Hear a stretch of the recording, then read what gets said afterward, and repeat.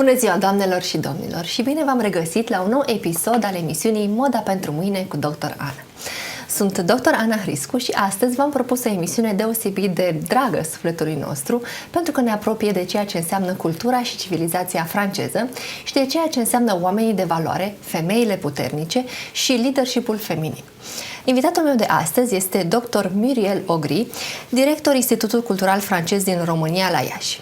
Bună ziua și bine ați venit! Mesdames et messieurs, bonjour et bienvenue à notre nouvel épisode la mode pour demain. Je suis Dr. Ana Hriscu et on vous prépare une émission sur la culture et la civilisation française. Et c'est une émission qui va mettre en avant les gens qui ont fait quelque chose pour la communauté, les femmes qui sont fortes. Et notre invitée est Madame Muriel Augry, qui est directrice de l'Institut français de Roumanie à Iași. Bienvenue chez nous. Merci beaucoup et je suis ravie d'être avec vous pour cet entretien donc dans les studios de la télévision à Pologne. În episodul acesta vom avea plăcerea să cunoaștem un profil feminin puternic, cu o carieră impresionantă ca manager, cât și ca poetă. De asemenea, aș dori să-i aduc mulțumiri și doamnei translator, lector universitar dr. Dana Monach. Bună ziua și bine ați venit alături de noi! On aura donc le plaisir d'avoir notre invitée est une femme très forte qui à la fois en tant que directrice et en tant que poète et nous sommes ravis de vous avoir ici dans notre studio. Vom începe pentru că ne place să facem cunoștință și să intrăm puțin în profilul și în viața invitaților noștri. Prin a vă întreba, v-ați născut la Paris, în primul rând, acolo ați urmat studiile literare, apoi cursurile Universității din Paris, Sorbonne, care s-au încununat, iată, cu titlul de doctor în literatură și civilizație franceză. Ce v-a atras spre acest domeniu de cercetare în care ați și obținut titlul de doctor? On va tout d'abord faire connaissance. Vous êtes né à Paris, vous avez fait des études de lettres à la Sorbonne, vous êtes devenu docteur en littérature. Et alors la première question serait, qu'est-ce qui vous a attiré dans ce domaine de recherche? Pourquoi les lettres? Eh bien, j'ai voulu toujours faire des études de littérature. Lorsque j'avais 9 ans, justement, on m'avait dit que voudras-tu faire quand tu seras plus grande? La question qu'on pose aux enfants. Et bien entendu, de façon assez spontanée, j'avais répondu j'aimerais écrire, j'aimerais être écrivain ou écrivaine, comme on dit maintenant.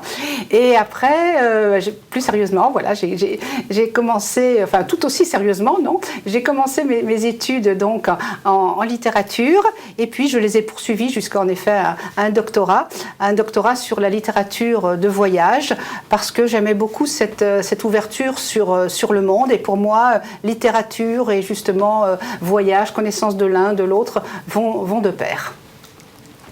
Într-adevăr, am făcut studii literare încă de când eram mică, de la 9 ani, când mă întreba lumea și tu ce ai vrea să te faci când ai să fii mare, răspundeam spontan, vreau să fiu scriitoare. Apoi am început studii serioase, am făcut studii serioase de litere, pe care le-am continuat până la doctorat. Sunt titulara unui doctorat în literatură de călătorie. M-a atras domeniul acesta de cercetare pentru că permite o deschidere spre lume și cred că literatura se împacă cu ideea de călătorie. Cum ați reușit să păstrați acest drum pe care vi l-ați dorit de mică? Ce v-a făcut să continuați și să nu renunțați la visul dumneavoastră pe tot parcursul vieții, să spunem? Comment est-ce que vous avez réussi à garder ce chemin? Comment avez-vous réussi à ne pas renoncer à ce chemin que vous avez choisi quand vous étiez encore très petite? Je pense que c'est un peu la passion qui m'a toujours guidée, c'est-à-dire voilà, un désir de faire quelque chose qui vous anime, qui vous pousse, qui vous donne un élan. Et pour moi, en effet, c'était celui d'écrire, mais c'est également, avant celui d'écrire, ça a été celui de lire. Donc c'est également un parcours qui est à la fois intérieur et tourné vers les autres et extérieur. C'est-à-dire que j'ai beaucoup emmagasiné de lecture, j'étais plutôt une enfant assez timide et rêveuse. Et ensuite, voilà, j'ai sommé tout un ensemble d'informations et je me suis dit que justement, d'abord j'allais être professeure. C'est le début de ma carrière, j'ai été enseignante parce que justement j'avais envie de transmettre ce que j'avais appris et puis d'aller vers les autres et après ça va être l'autre pan de ma carrière professionnelle dans la diplomatie culturelle. Cred că pasiunea este cea care m-a ajutat să rămân pe acest drum, dorința de a face ceva, ea mi-a dat elanul să continui. Mai întâi mi-am dorit să scriu și înainte de a-mi dori să scriu, mi-am dorit să citesc. Când eram mică, citeam foarte mult, eram un copil timid și visător și am acumulat foarte multe informații care m-au condus spre prima mea profesie și anume aceea de profesor. A fost dorința aceea de a transmite ceea ce învățasem, iar apoi, mai târziu, am avut această dorință de a mă deschide față de ceilalți și am intrat în diplomația culturală. Iată, deja ne-ați făcut o scurtă introducere în ce ar însemna CV-ul dumneavoastră, care este unul foarte impresionant și consistent. Câteva din lucrurile pe care le-am identificat, bineînțeles că sunt o varietate de performanțe profesionale multiculturale, dar punctul de legătură rămâne cultura franceză și dragostea pentru scris, cum ați și spus, pasiunea pentru cultura și civilizația franceză. Așadar, ați fost lector de limbă franceză la Facultatea de Științe Politice și Facultatea de Litere a Universității din Torino. Ați profesat în sectorul serviciilor culturale ale Ambasadei Franței în Italia. Apoi Marocul v-a găzduit timp de 4 ani, unde ați fost atașat de cooperare pentru limba franceză. Reveniți la Paris, unde la Ministerul Afacerilor Externe v-ați ocupat de dosarele programelor de mobilitate studențească, ale premiilor literare și multe alte activități deosebite.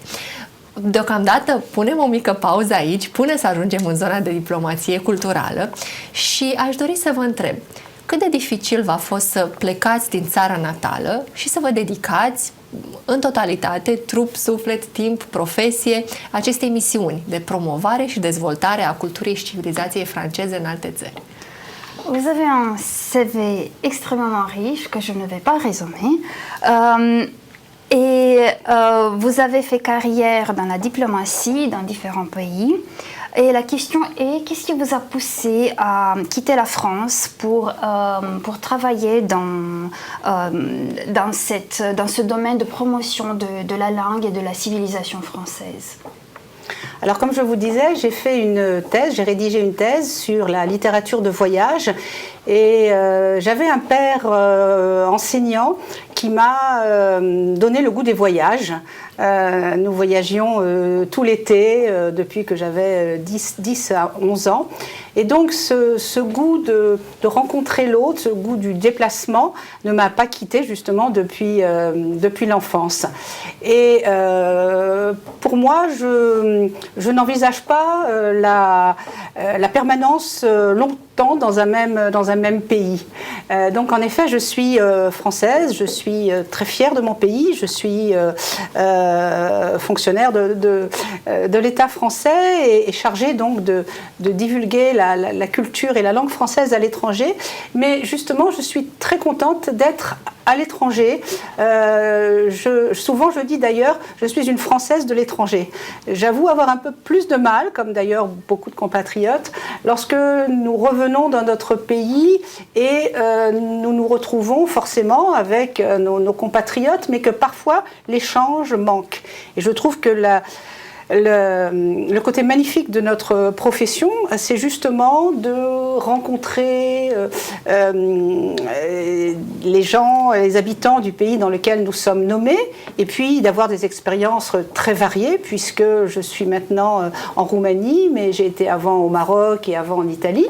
Donc il s'agit de pays qui ont bien entendu leur passé, leur tradition, leur histoire, leur langue, et qu'à chaque fois c'est également une remise en question, et c'est ça que j'aime beaucoup. J'aime beaucoup la polyvalence de mon métier et j'aime beaucoup être dans la découverte, dans la curiosité. Je crois que c'est passion, curiosité, c'est des mots qui sont très importants, avec le mot rêverie que j'aime beaucoup aussi, c'est vrai.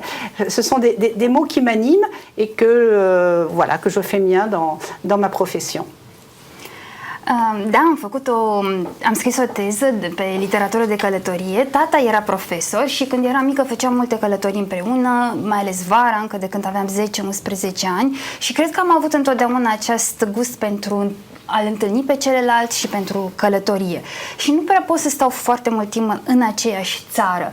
Sunt mândră că sunt franțuzoaică, sunt un funcționar al statului francez, însă îmi desfășor activitatea în străinătate și mă simt bine în străinătate. Spun uneori despre mine, sunt o franțuzoaică din străinătate. Și, asemenea altor compatrioți ai mei, îmi este uneori dificil să mă întorc în Franța și să-mi dau seama că acolo parcă nu pot să am acele schimburi, acea comunicare cu compatrioții mei pe care mi-aș dori-o și pe care poate o am în străinătate. Este fascinant să trăiești în altă țară, să întâlnești oameni din culturi diferite, să împărtășești experiențe diferite. Eu am trăit în România, în Maroc și în Italia și cred că această deplasare continuă mă forțează să îmi reconsider cumva viața și identitatea, îmi place această polivalență și am gustul pentru a mă descoperi și a-i descoperi pe ceilalți. Curiozitatea și reveria mă caracterizează.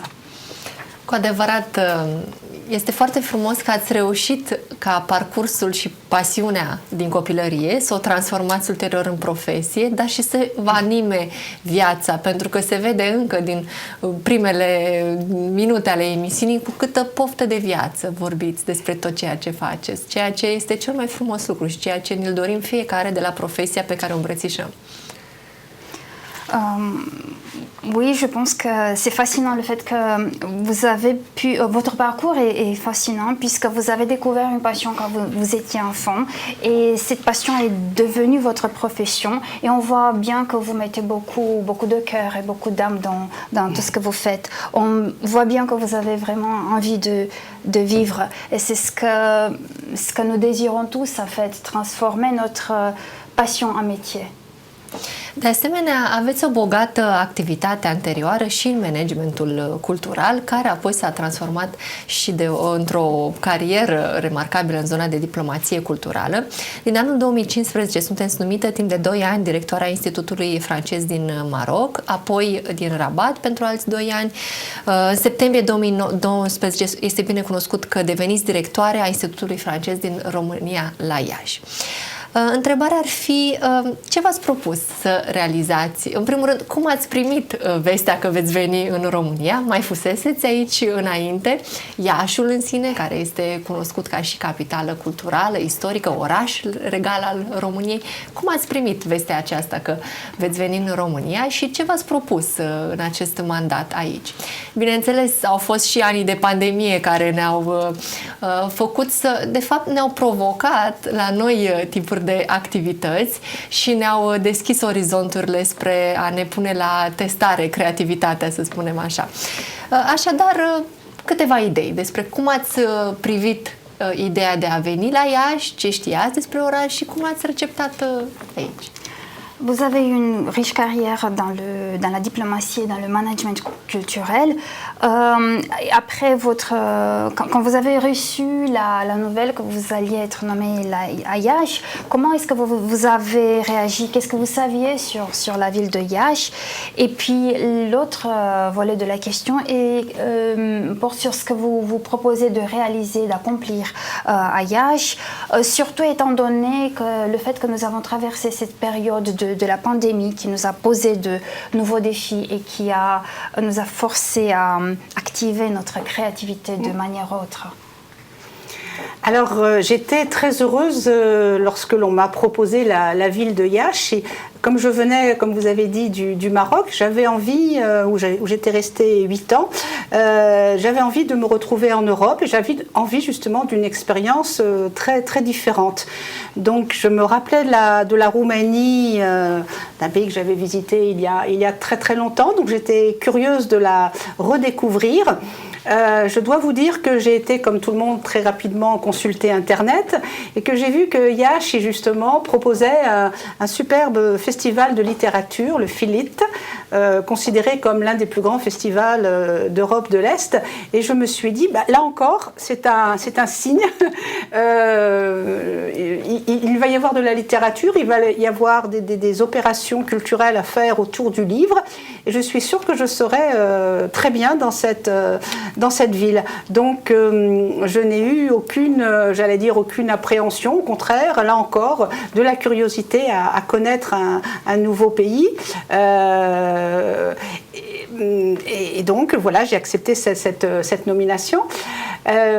Alors, bien entendu, malheureusement, depuis que j'ai été nommée, il y a eu cette énorme période mondiale du Covid qui nous a empêchés surtout de faire des déplacements dans le pays ou même quelquefois juste à côté, puisqu'on était réellement enfermés chez nous.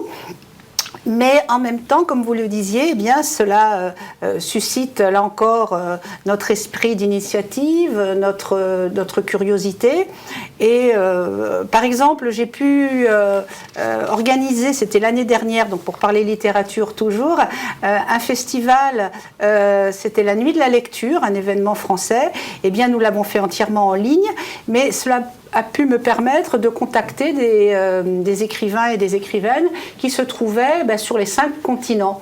Donc, du handicap qui existait à ne pas pouvoir se retrouver, je l'ai transformé en quelque chose de tout à fait positif, puisqu'on se parlait du Canada à l'Afrique, à l'Europe ou à l'Asie. Et je trouve que ça, voilà, cette nécessité d'être toujours en ligne est certes une fatigue intellectuelle, même physique parfois, je trouve, mais en même temps, on abolit totalement les frontières. Et c'est ça qui est absolument le merveilleux. On est en direct avec des amis, avec des partenaires à l'autre bout de la planète, en un clic. Et ça, c'est fabuleux. M-am bucurat când am aflat că aș putea să vin la Iași. După 8 ani în Maroc îmi doream să mă întorc în Europa și să am o experiență diferită, foarte diferită. Vizitasem România cu mult timp în urmă, dar eram curioasă să văd cum a evoluat, să o redescoper și bineînțeles, în primul rând m-am uitat pe internet, am căutat orașul Iași și am descoperit că se desfășoară aici un mare festival de literatură, Filit, cel mai mare sau unul dintre cele mai mari din Europa de Est. Și mi-am spus, asta e un semn bun. Voi putea să fac lucruri în jurul ideii de literatură și de cultură, deci nu mi-a fost frică să vin în România.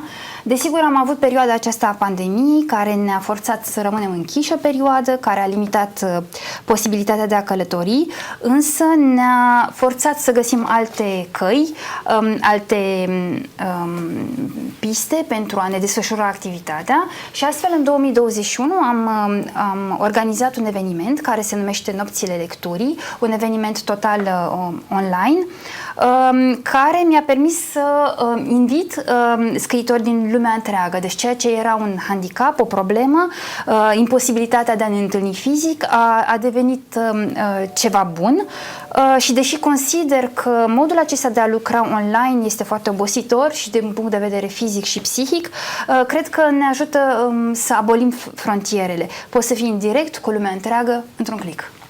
Așa este, am reușit să trecem granițele mult mai ușor prin ceea ce a însemnat online și totodată să descoperim că putem să ne facem activitățile să fie mult mai bine dezvoltate pe zona de multiculturalitate, să spunem, online sau a discuta cu celălalt, nu contează cât de departe este, doar la un click distanță.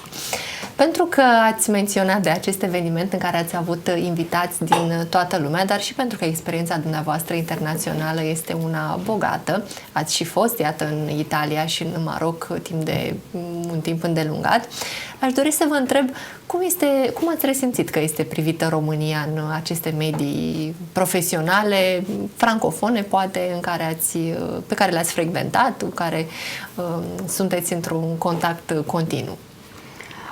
Oui, en effet, le fait de travailler en ligne nous pose des défis et nous permet une activité dans des milieux multiculturels.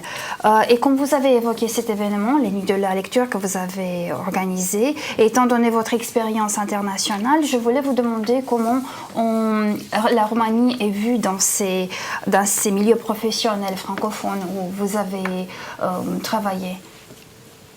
Alors la Roumanie est un pays qui était particulièrement francophone et francophile, et je trouve que Iași le demeure totalement, même si en effet on parle évidemment d'une prédominance de la langue anglaise, mais j'avoue que je m'exprime avec beaucoup d'amis voilà, francophones et francophiles, et également parmi les plus jeunes. Et donc la Roumanie est vue comme un pays riche de culture, riche d'histoire.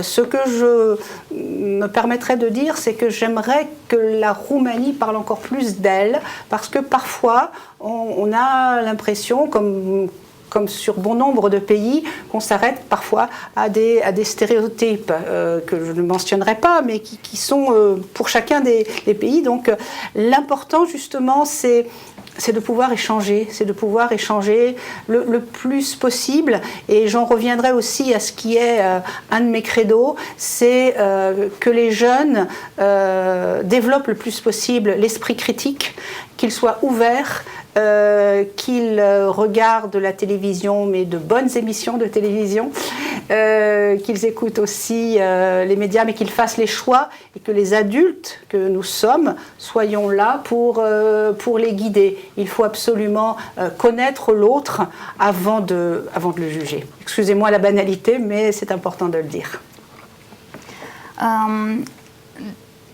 Da, cred că știam despre România și știm că România a fost o țară foarte francofonă și francofilă. Cred că orașul Iași a rămas francofon, în ciuda prezenței importante a limbii engleze. Eu am însă numeroși prieteni la Iași, inclusiv tineri, cu care pot vorbi în franceză. România este percepută drept o țară cu o cultură și cu o istorie bogate, însă cred că ar fi important ca România să vorbească mai mult despre ea, pentru că uneori ceilalți se opresc la anumite stereotipuri pe care le cunoaștem cu toții și cred că e important să împărtășim cultura și bogăția acestei țări. Mi se pare important să îi încurajăm pe tineri să-și dezvolte spiritul critic, să învețe să facă alegeri, să se uite și la televizor, pe mediile, dar la emisiuni de calitate, pe rețelele de socializare, și e important ca adulții să fie alături de ei și să îi ghideze. Pentru că ați menționat de conținut media de calitate, care este foarte important. Vedem de multe ori că în mass media centrală din România este vehiculată această idee, că anumite știri, emisiuni de divertisment de la orele de vârf sau de la marile posturi de televiziune prezintă acele subiecte de scandal clasice care panichează oamenii, care îi terifiază, care arată niște știri efectiv de bârfă sau de scandal, sau uneori anumite imagini, comportamente care ajung chiar să depășească conduita bunului simț. Dumneavoastră, iar argumentul pentru acest conținut este că acesta este cerința publicului. Asta e ceea ce face rating. Din poziția dumneavoastră de director, iată, organizator de evenimente, de festivaluri, participant, om care ați cumulat în jurul dumneavoastră și ați reușit să aduceți o masă intelectuală importantă și din alte țări, în care, iată, și tinerii s-au raliat. Considerați că, sau ați resimțit că publicul român, cel ieșean, este atât de refractar dorinței de educație sau de culturalizare? Et puisque vous avez parlé de l'importance d'avoir des médias de qualité, il y a une idée qu'on véhicule dans les médias centraux en Roumanie, le fait qu'il est important ou qu'il est nécessaire de véhiculer des bulletins et des émissions avec beaucoup de scandales, avec des émissions qui provoquent la panique chez les gens, ou bien des images de montrer des images qui vont au-delà de la limite du bon sens. Et l'argument pour ce genre d'émission, de contenu, est le fait que c'est la demande du public. Et je voulais vous demander, en tant que directrice et en tant qu'organisatrice d'événements, est-ce que vous pensez que le public roumain, et les jeunes notamment, seraient tellement réfractaires à l'idée d'éducation et de culture? Je ne le pense pas du tout. Je ne le pense pas du tout. J'ai une excellente opinion de la jeunesse. Je pense juste qu'ils ont des outils beaucoup plus justement rapides, qui parfois les invitent à une certaine paresse. Néanmoins, justement, il faut absolument lutter contre celle-là. Je ne pense pas du tout que les jeunes Roumains, plus que les autres jeunes Européens, soient réfractaires à d'autres types de cultures. Ils deviennent ce que nous les formons. Nous-mêmes avons été formés par nos professeurs, nos parents, nos amis plus âgés. Enfin, c'est une boucle évidemment qui continue. Je pense réellement qu'il faut encourager la vision de bons programmes, la lecture des chefs-d'œuvre des différents patrimoines européens et extra-européens, la littérature contemporaine, les films, le théâtre, enfin, toute forme de culture. Oui, c'est le mot culture qui s'impose, c'est-à-dire que tout peuple aussi ira de l'avant si les bases culturelles de la jeunesse sont solides. Et là, je suis profondément enseignante avant d'être directrice.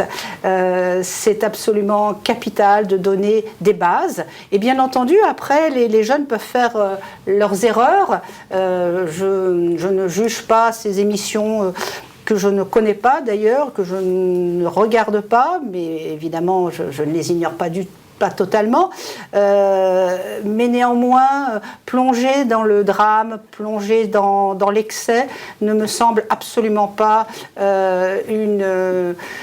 une issue pour notre monde. Il faut montrer davantage de vision positive du monde, de façon justement à essayer d'aller vers un monde de paix. Et je pense que malheureusement la situation aussi internationale doit nous faire énormément réfléchir. Donc oui, pour un monde de la culture qui sera un monde de paix.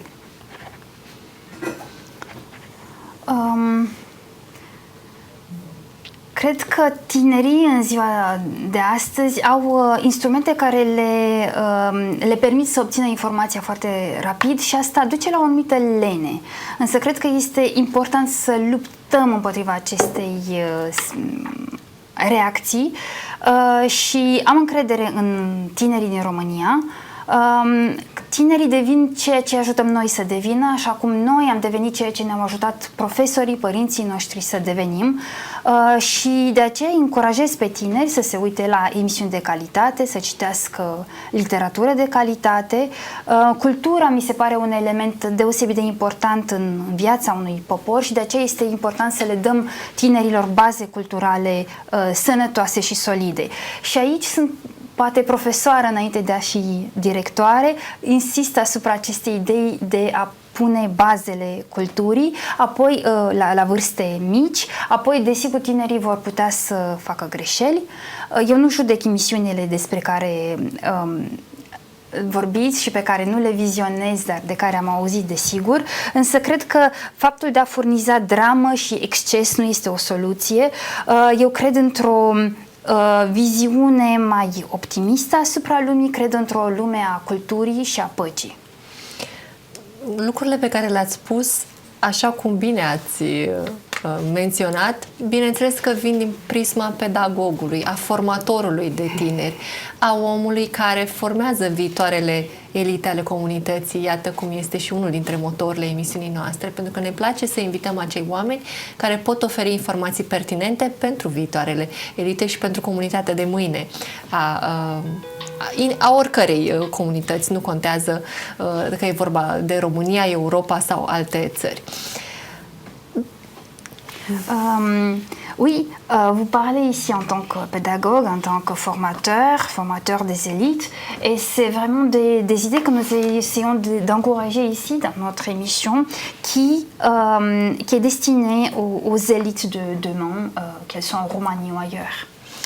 În direcția aceasta am observat că în luna martie Institutul Cultural Francez din România la Iași organizează o ediție multiculturală a Primăverii Poeților. Ea este încadrată în contextul președinției franceze a Consiliului Europei. Ce ne puteți spune despre background-ul acestei manifestări de amploare, care este organizată în Franța și în întreaga lume, și la Iași, și care este tematica din acest an a evenimentului? Oui, vous organisez à l'Institut français de Romania-Iași un événement multiculturel, le Printemps des Poètes, dans le contexte de la présidence française du Conseil de l'Europe. Qu'est-ce que vous pourriez nous dire sur l'arrière-plan de cette manifestation et quelle est la thématique de cette édition? Alors le Printemps des Poètes est une manifestation culturelle qui a 24 ans d'existence, qui se déroule dans l'Hexagone et également à l'étranger, dans les instituts culturels, les alliances françaises, les universités qui collaborent avec. Chaque année, un thème est choisi. C'était les récentes années le thème de l'ardeur, de la beauté, du courage, du désir. Et cette année, c'est le thème de l'éphémère qui a été choisi. C'est un thème particulièrement saisissant, particulièrement en phase avec notre monde. Et nous avons en effet souhaité le décliner de façon européenne. C'est pour ça que nous avons invité un poète français, Éric Poindron, un poète italien, Fabio Scotto, et un poète allemand, Gerhard Falkner, et une poétesse roumaine, Linda Maria Barros, donc 4 auteurs, qui représentent aussi les institutions culturelles étrangères pour les 3 premiers, qui sont à Iași. Et voilà, ces poètes ont pu échanger entre eux, ont pu rencontrer les élèves d'établissements scolaires de Iași. On peut faire des tables rondes à l'Institut français. Voilà encore un exemple pour moi de l'échange. C'est-à-dire qu'au-delà des mots, que des poètes de différents pays européens puissent échanger devant le public roumain, composé, un public tout à fait hétérogène. Je voulais aussi préciser qu'il y avait par exemple un atelier intergénérationnel qui était une idée qui me tenait assez à cœur, à savoir de faire travailler sur la rédaction de poèmes des jeunes enfants et des personnes plus seniors. Donc l'atelier intergénérationnel partait de 10 à une soixantaine d'années. Primăvara Poeților este o manifestare organizată deja de 24 de ani, atât în Franța cât și în străinătate, prin intermediul institutelor culturale, al alianțelor franceze, al universităților, și de-a lungul timpului au fost alese diferite teme, precum ardoarea, frumusețea, curajul. Tema din anul acesta este una extrem de actuală și anume efemerul. Am invitat la Institutul francez o serie de poeți din diferite țări reprezentate la Iași de către institute culturale. A venit Éric Poindron din Franța, Fabio Scotto din Italia, un poet din Germania și Gerhard Falkner și Linda Barros din România. Aceștia au putut să discute, să schimbe idei, să întâlnească publicul românesc, publicul de la Iași, un public deosebit de heterogen. Și am organizat tot în cadrul acestui eveniment un atelier intergenerațional de poezie. Este o idee care mi era foarte dragă. Copii, tineri și oameni mai în vârstă s-au reunit împreună pentru a scrie poezii. Iar vârsta participanților a fost de la 10 până spre 60 de ani. Cu siguranță că zona culturală și mai ales cea de literatură sau de poezie rămân un bun pod de comunicare între generații și între țări și diferite culturi. Și dumneavoastră aveți un parcurs puternic literar, sunteți membra a PEN Clubului francez, a Societății Oamenilor de Litere din Paris și a Parlamentului Scriitoarelor Francofone în domeniul creației literare. Ați contribuit la numeroase antologii poetice, ați scris în numeroase volume de novele. Aș dori să vă întreb, ca și autor, care sunt câteva dintre tematicile abordate pe care le-ați resimțit în publicațiile dumneavoastră ca necesare pentru publicul larg? Ați resimțit că publicul ar fi bine să fie poate mai conștient de anumite tematici în toată această eră a vitezei, a efemerului, poate? Care sunt câteva din aceste tematici? Bien entendu, la culture, la littérature, la poésie aide à faire communiquer les gens de différentes générations. Et vous-même, vous avez un parcours littéraire riche, vous avez beaucoup publié. Et je voulais vous demander, en tant qu'auteur, quelles sont les thématiques qui vous semblent nécessaires, peut-être des thématiques qui puissent aider le public à devenir plus conscient de certains problèmes, de certaines choses dans cet âge de la vitesse. Alors, on en parlait lors d'un débat justement sur l'éphémère hier, où on parlait de la poésie engagée. Je n'écris pas de littérature engagée dans la mesure où, pour moi, la littérature engagée, c'est celle de l'essai, c'est celle de l'essai critique. Et j'ai fait dans ma carrière, bien entendu, beaucoup d'essais critiques à partir des grands penseurs des siècles passés, à partir des penseurs de notre civilisation. Et ça, c'est un pan de l'écriture. En revanche, là, je me suis tournée vers la littérature de fiction, c'est-à-dire en effet vers la poésie, vers les nouvelles, et je n'ai pas de thématique précise. Je ne me donne pas non plus un but pour conquérir, entre guillemets, le public. Bien entendu que j'écris dans l'espoir d'échanger avec mon public, parce que je n'écris pas que pour moi-même, hein, mais j'ai écrit par exemple des nouvelles qui sont basées un peu sur les situations cocasses de l'existence. Comme j'ai pu donc voyager beaucoup, au-delà bien entendu de ces 3 pays, mais un peu dans le monde entier pour des conférences, j'ai toujours des tas de situations que je vois, qui m'interpellent et que j'aime écrire. Et je pense que justement la littérature, bien entendu, doit élever, doit aider à la croissance de l'individu, mais elle doit également divertir. Ce n'est pas un mot qui doit être condamnable. Passer un bon moment avec un livre, s'amuser avec un livre, s'endormir en rêvant avec un livre, je pense que c'est également quelque chose de très important. Donc dans les nouvelles, c'était très souvent autour justement de ces situations un petit peu absurdes que nous pouvons rencontrer, que je rencontre aussi très souvent en Roumanie et que je vais certainement écrire très prochainement. Et quant à la poésie c'est pour moi une somme d'émotions qui invite justement, qui invite un peu à un dépassement, à une intériorisation et certainement l'un des plus beaux compliments que l'on m'adresse, c'est quand on me dit ce poème me touche, ce poème est quelque chose qui, à moi, personnellement, me fait réagir, me fait penser à quelque chose. Donc là, j'ai l'impression que je rentre en interaction avec la personne et la personne me dit, j'ai l'impression que ce poème a été écrit pour moi. Quelqu'un que je peux rencontrer en Palestine ou, je sais pas, j'ai été au Soudan, enfin dans des pays quand même voilà, de sensibilité et de culture très différentes.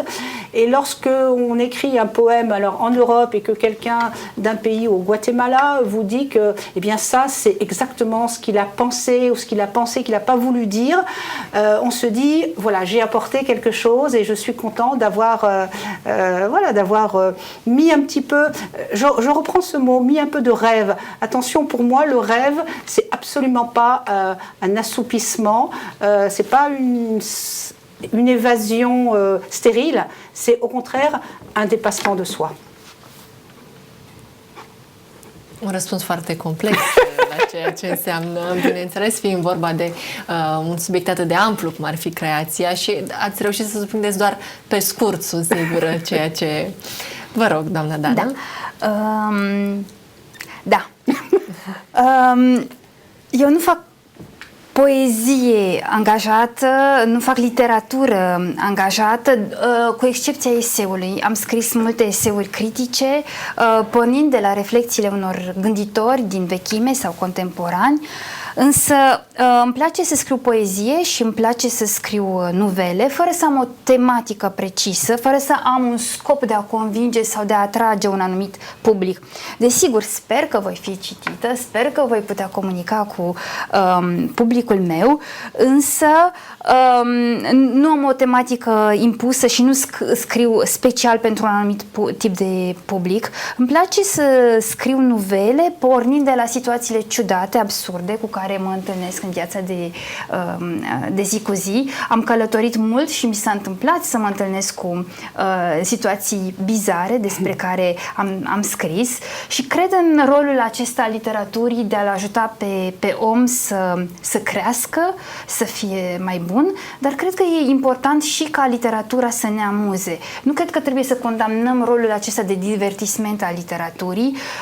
E fascinant să fii singur cu o carte bună, să adormi visând inspirat de o carte bună și mi-aș dori ca ceea ce scriu eu să-i ajute pe cititori să aibă astfel de trăiri.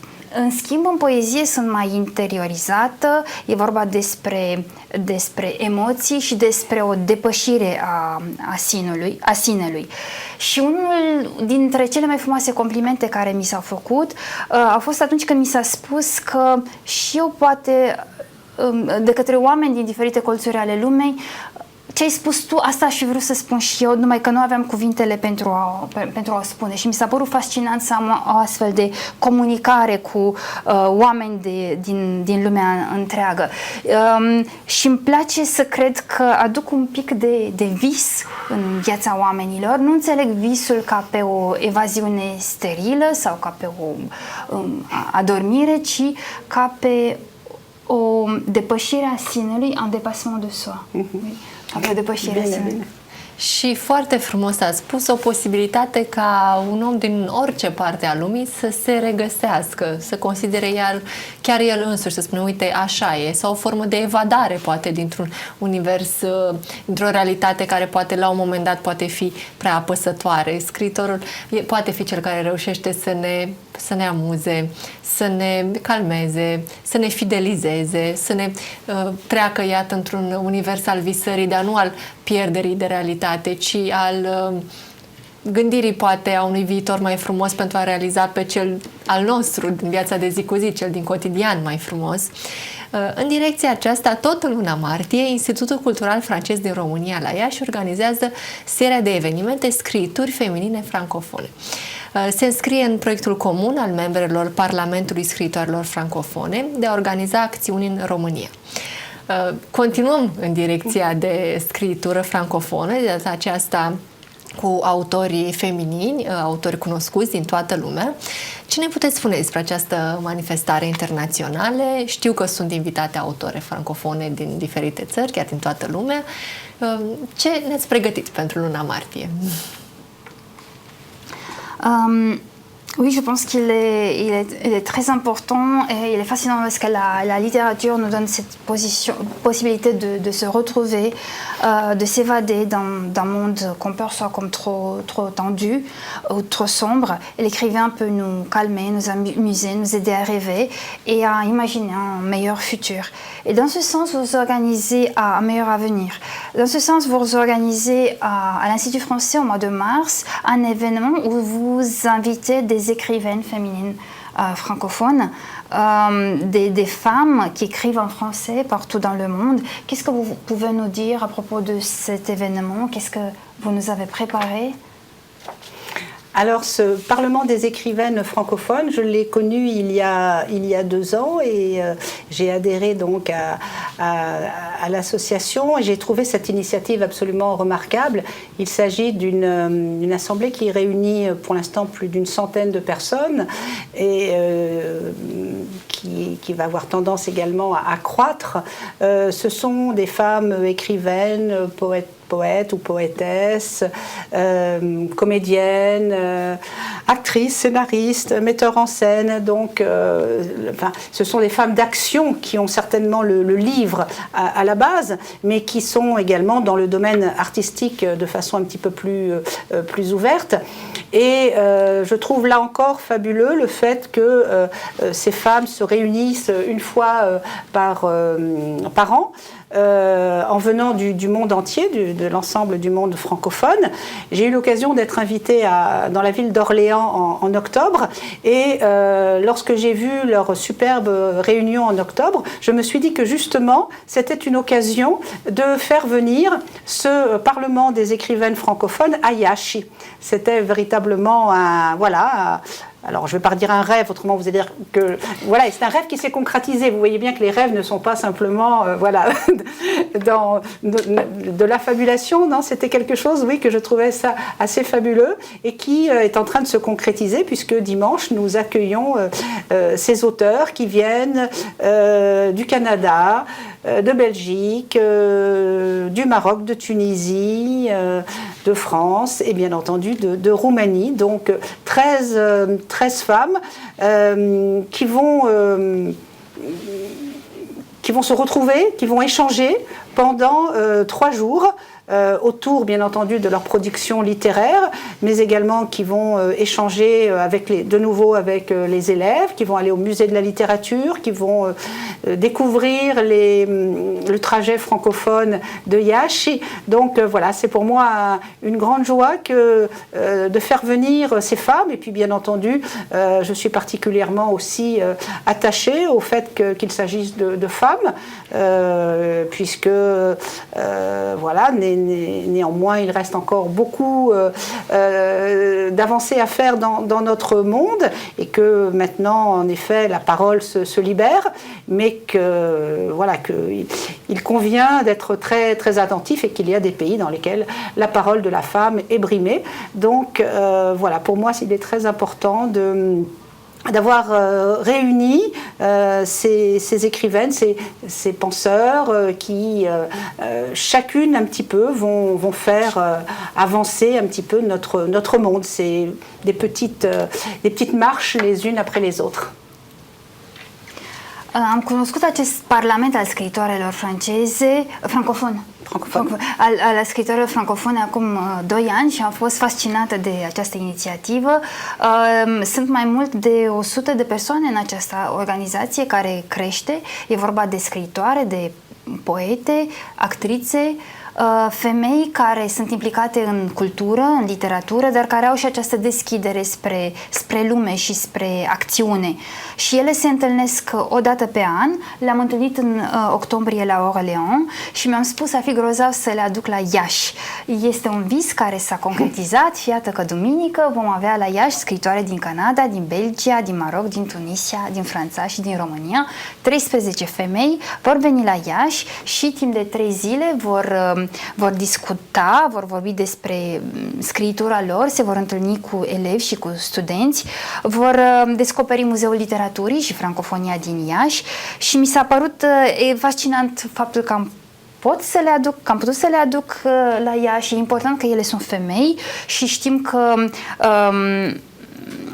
mai sunt încă multe de făcut cu privire la statutul femeii în unele țări din lumea aceasta și e important ca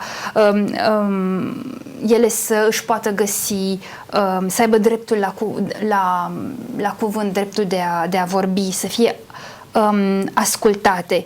Și cred că astfel fiecare dintre ele va contribui puțin câte puțin ca lumea noastră să fie mai bună. Ce mesaj ați avea ca încununare a acestei emisiuni și a evenimentelor care urmează, a activităților care urmează la Institutul Cultural Francez de la Iași? Ce mesaj ați avea pentru telespectatorii noștri, fie ei de vârsta a treia, fie ei tineri, poate femei, cei care ne urmăresc? Pour conclure, est-ce que vous auriez un message pour nos spectateurs, qu'ils soient jeunes ou plus âgés? Le message à donner, je veux bien donner un message, mais jamais de donner de leçons, parce que nous ne sommes personne pour donner des leçons. Donner un message, pour moi, c'est toujours d'avoir de l'espoir, en ce que demain sera meilleur si nous le construisons. C'est-à-dire, donc peut-être pour les plus jeunes, d'avoir toujours le message repose aussi sur le travail, c'est-à-dire qu'on ne devient pas ce que l'on est simplement, si par l'effet du hasard peut-être, mais je pense aussi que le travail quotidien, minutieux, dans quelques domaines que ce soit, hein, pas forcément uniquement le domaine de la culture, hein, mais permet justement d'avoir une meilleure situation et puis après permet de pouvoir voyager, de pouvoir être à l'aise. Donc je pense que oui, il faut avoir cet espoir chevillé au corps et puis se donner les moyens de vivre correctement et que donc les gens de notre génération aident les plus jeunes et que réciproquement il y ait aussi une aide intergénérationnelle. Je pense que ça également c'est très important.